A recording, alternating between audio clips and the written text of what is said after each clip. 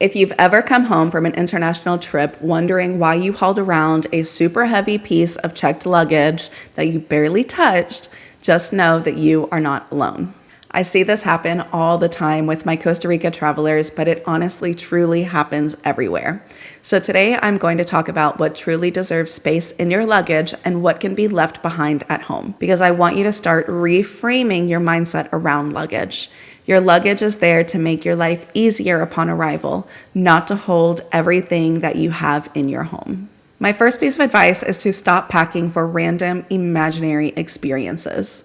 So many people I talk to end up throwing 30 pairs of pants, 20 t-shirts, their entire underwear drawer, full-size toiletries, and extra phone cables in their bag just in case. When the reality is they most likely will not touch most of it, let alone even open it while they are on their trip.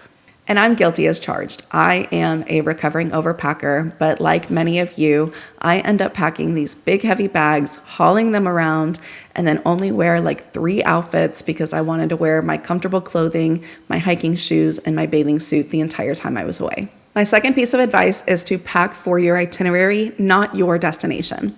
And this seems a little bit easy, but you'll notice online when you start looking for packing lists, they're very generic, very generalized. Like, here's your packing list for Costa Rica.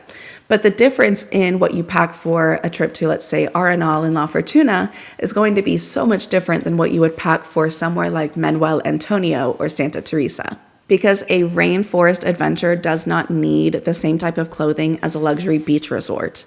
And this applies further than Costa Rica. It applies to Europe and Japan and French Polynesia. It applies wherever you go. My third piece of advice is to approach your shoes a little bit differently than you approach your clothes.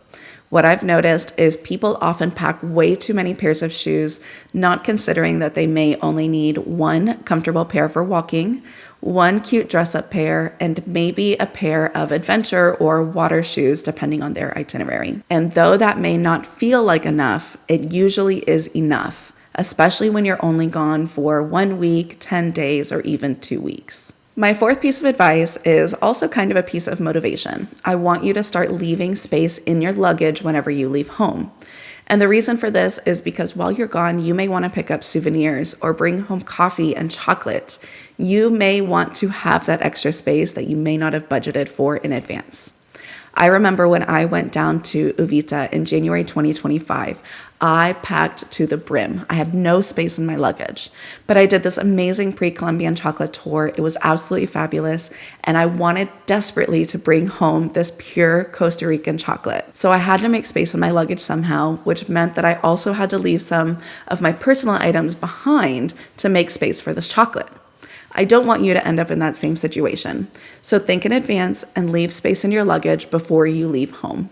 Number 5, while you are in destination, there is a good chance that you actually have access to laundry facilities. Believe it or not, most resorts, cruise ships, Airbnbs, there is access to a washer and dryer. And if you do not have one on site, a laundromat is always a feasible option.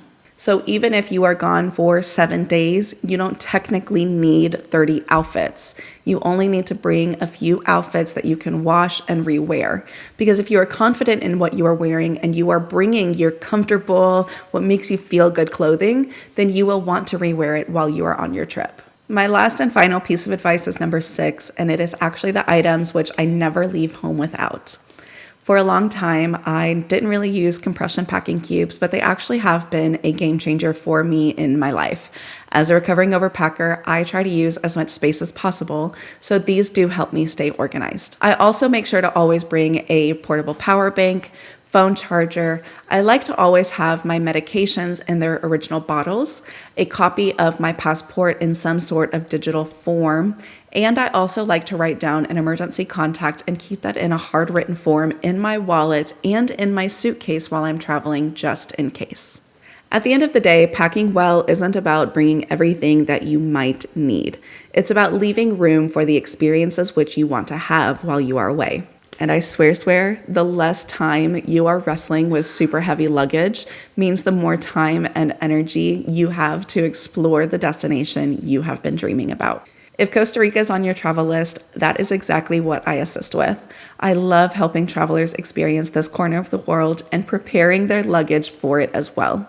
If you would like to talk about your dream Costa Rica vacation, I highly recommend you schedule a complimentary consultation using the link in the description.